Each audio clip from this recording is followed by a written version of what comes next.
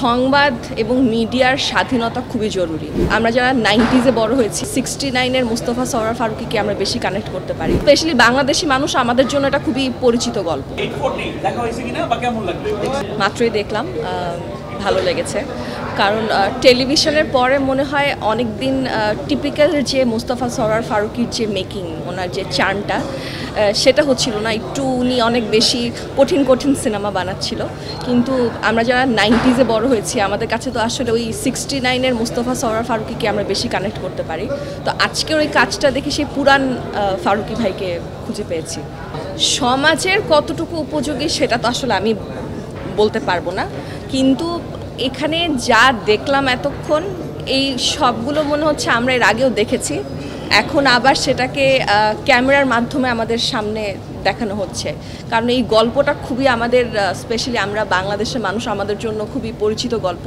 ঠিক কয়েক মাস আগ পর্যন্ত আমরা এগুলো এমনিতেই দেখতাম, হয়তো সংবাদপত্রে দেখতাম বা টিভির সংবাদে দেখতাম, বাট এটাকে আসলে এখন একটা সিনেমার মাধ্যমে দেখানো হলো। এটা খুবই, স্পেশালি বাংলাদেশি মানুষ, আমাদের জন্য এটা খুবই পরিচিত গল্প।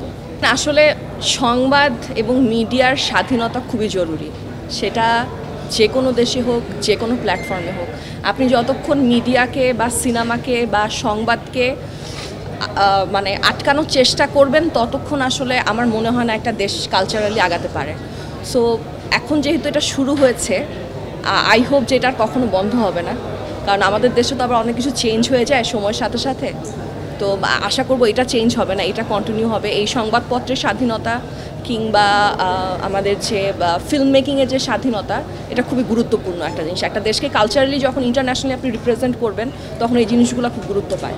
সো আমার কাছে মনে হয় it's very important and I am very glad যেটা শুরু হলো। হ্যাঁ, 25-এ হয়তো একটু কাজ করতে বেশি দেখবেন, কারণ আমি যেই কারণটাতে আসলে এতদিন কাজ করতে পারছিলাম না, সেটা শেষ। তো এখন আমি আবার কাজে ফিরতে চাই। আহামরি আসলে সিগনিফিকেন্টলি বলার মতো কোনো ঘটনা আমার লাইফে ঘটেনি। সো আমি কি বলবো। Thank you.